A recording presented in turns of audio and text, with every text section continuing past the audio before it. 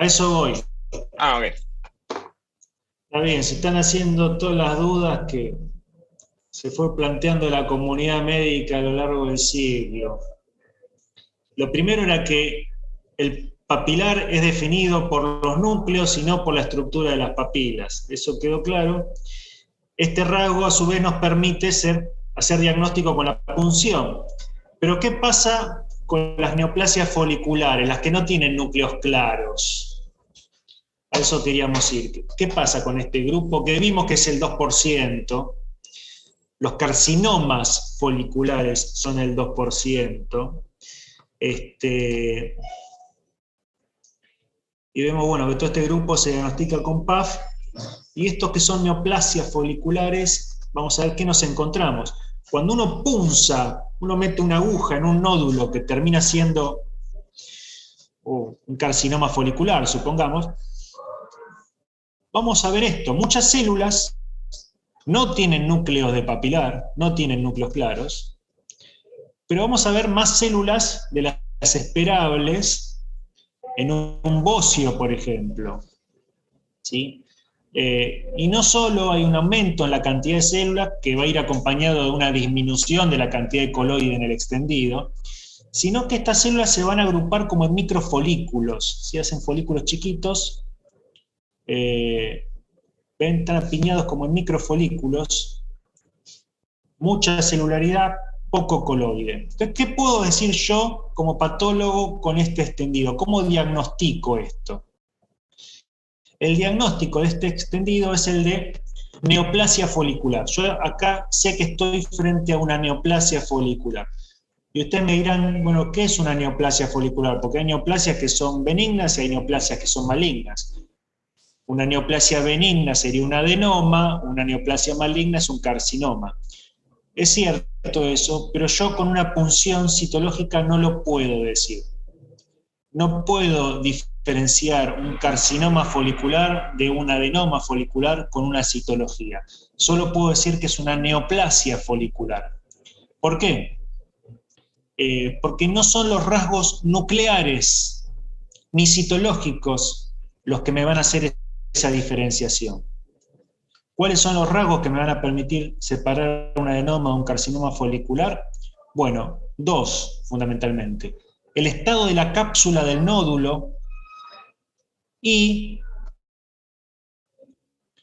el estado de los vasos. Vamos a ver con respecto a la cápsula.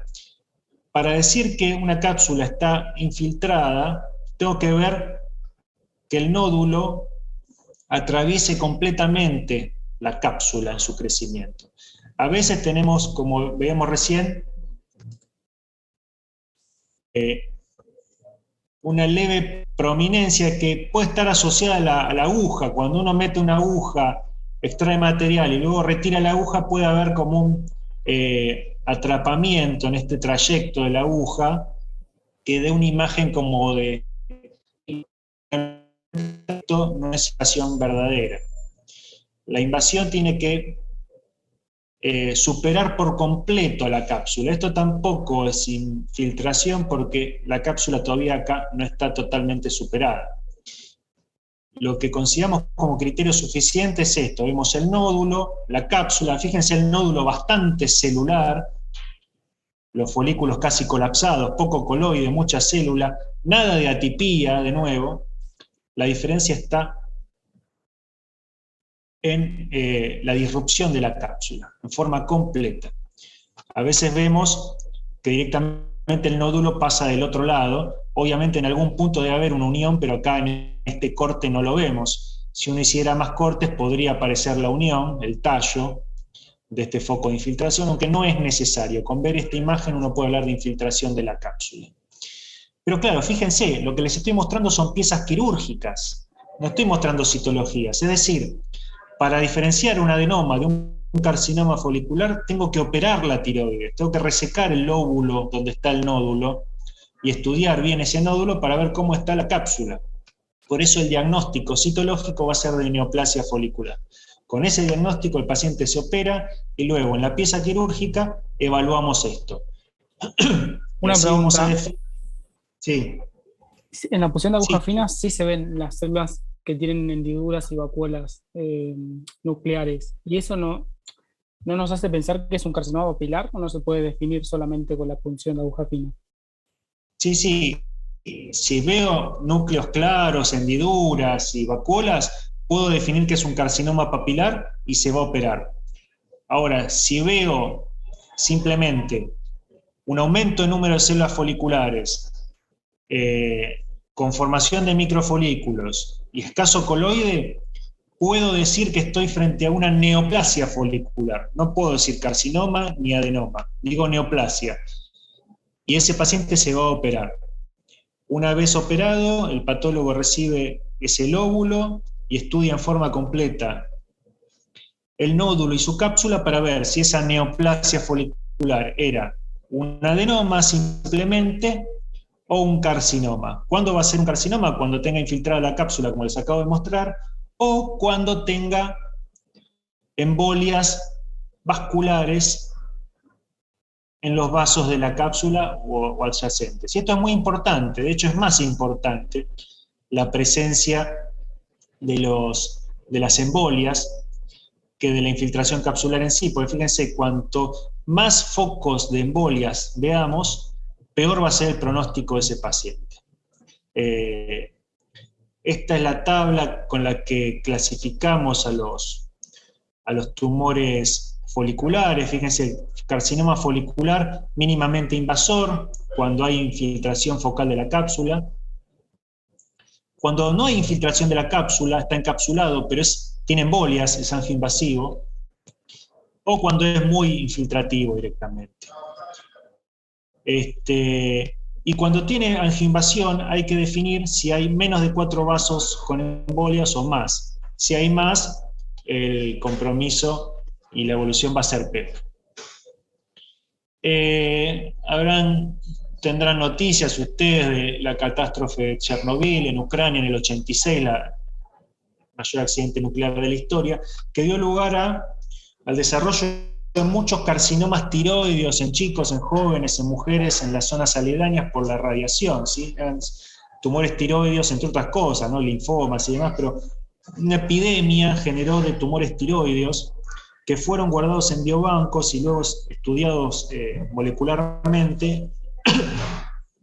Y el grupo de patólogos tiroideos que estudió toda esa población de pacientes con patología tiroidea, el grupo de patólogos de Chernobyl, se encontró con algunas cosas raras, con algunas situaciones difíciles de definir, y a raíz de todo ese estudio salieron algunas propuestas con respecto a la terminología para las neoplasias tiroides.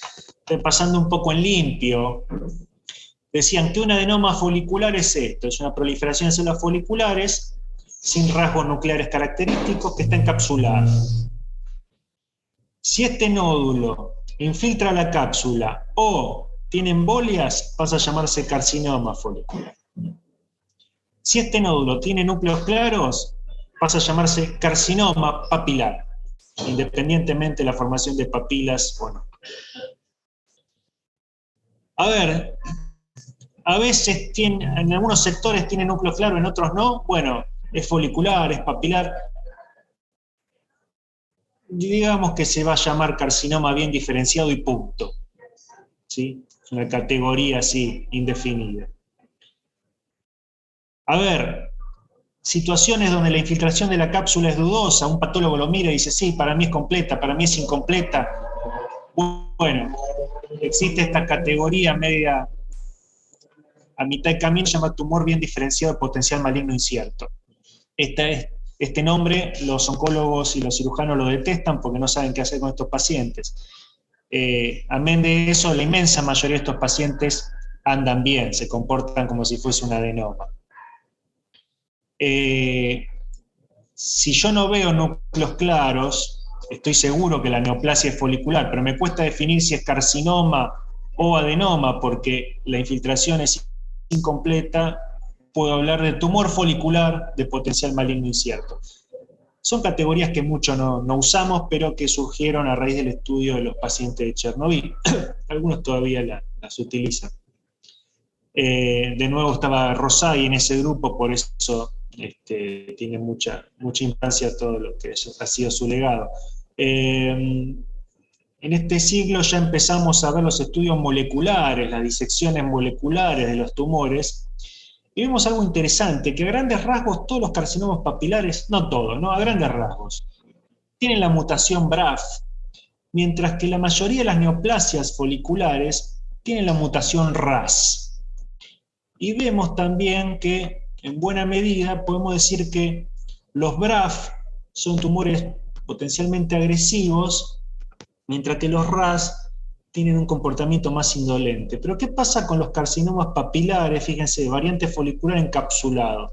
Han quedado molecularmente, amén de que tengan núcleos claros, molecularmente quedaron más de la familia de las neoplasias foliculares.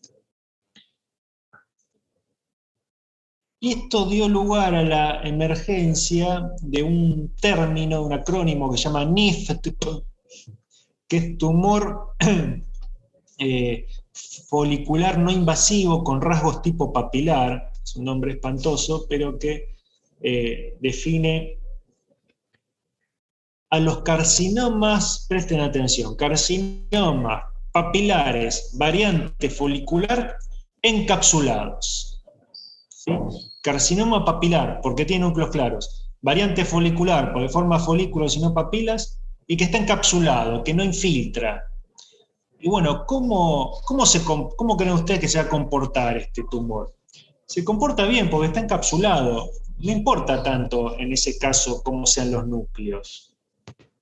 Y se vio que molecularmente está más asociado al RAS que a los papilares clásicos que tienen más el BRAF asociado. Entonces, propusieron en el 2016 que estos tumores encapsulados con rasgos de papilar en sus núcleos no sean llamados carcinomas, porque en Estados Unidos, esto surgió en Estados Unidos, en Estados Unidos el rótulo de carcinoma a un paciente lo lleva muchas veces a la ruina, ¿sí? A la bancarrota. Los pacientes con patología oncológica tienen costos muy elevados de seguro médico, van a tener más dificultades para conseguir trabajo, porque el trabajo es el que les pone el seguro médico, tienen mucho más riesgo de caer realmente en la ruina que un paciente que no tiene un diagnóstico oncológico. A su vez, el seguimiento de un paciente con cáncer de tiroides también es de por vida, generando todo un costo adicional que se ha visto es innecesario en un grupo importante en la población norteamericana, que son los carcinomas papilares encapsulados. La palabra cáncer en esos casos es muy perniciosa para el paciente y también para el sistema de salud en su conjunto. Entonces, en eso, siguiendo esta tendencia que les comentaba antes de ser más conservadores en el tratamiento, y acá vemos también en la nomenclatura, se le saca la palabra carcinoma y hablamos de NIFT, ¿sí? Por el impacto psicológico, económico, y en el manejo y en la carga del sistema de salud. Entonces, NIFT es Non-Invasive Follicular Thyroid Neoplasm with Papillary-like Features. ¿Y qué es? Es un adenoma folicular con núcleos claros. No es otra cosa que eso. ¿Sí? Entonces, lo que hemos visto hoy, como repasando todo, es que el déficit de yodo en la dieta ha sido y es la causa más común de bocio en el mundo, en los más desarrollados, digamos, en los centros urbanos, alejados de las montañas y demás, vemos que lo más común es la tiroides Hashimoto. Predomina dentro de los tumores malignos el carcinoma papilar por lejos, más frecuente y también en mujeres, y la punción aspiración es la que nos deja hacer este tipo de diagnósticos. Y bueno, esto es todo. Yo les quería mostrar un poco el recorrido de cómo evolucionó el conocimiento y el enfoque de la patología tiroidea a lo largo de los siglos. gran parte de nuestra historia el problema era el bocio, las neoplasias tiroides empezaron a ser descritas en el último siglo, evolucionando el enfoque, y lo más confuso es esto de la idea de una neoplasia papilar, que quedó fijado ese término arquitectural, cuando en realidad el diagnóstico se hace en base a los núcleos. Y ahora se ha visto en los últimos años que no puede dominar un solo parámetro como es el núcleo para definir todo un grupo, una familia de tumores, porque se ha visto que tumores como el NIFT, que tiene núcleos claros de papilar, no se comporta como un papilar, se comporta como un adenoma, y así está familiarizado también a nivel molecular con el RAS. Entonces, un poco lo que les decía antes, y vengo repitiendo, los diagnósticos se hacen en forma global, evaluando muchos parámetros, ¿sí? Cuando uno cayó en un reduccionismo de llamar papilar a todo lo que tenga núcleo claro, empieza a cometer errores y sobretratamiento. Entonces, manejar todos los parámetros, si hay embolia, si no hay embolia, si está encapsulado, si es infiltrativo, si realmente está encapsulado, cuántas embolias hay, si es que están, y cómo son esos núcleos. Entonces eso nos va a permitir, cuánto mide el tumor, también es un parámetro importante, y todos esos rasgos nos van a permitir lo que se llama realmente medicina personalizada, ¿sí? En un contexto en el que, como les decía, cada vez tenemos un enfoque mucho más conservador en la patología oncológica. Así que bueno,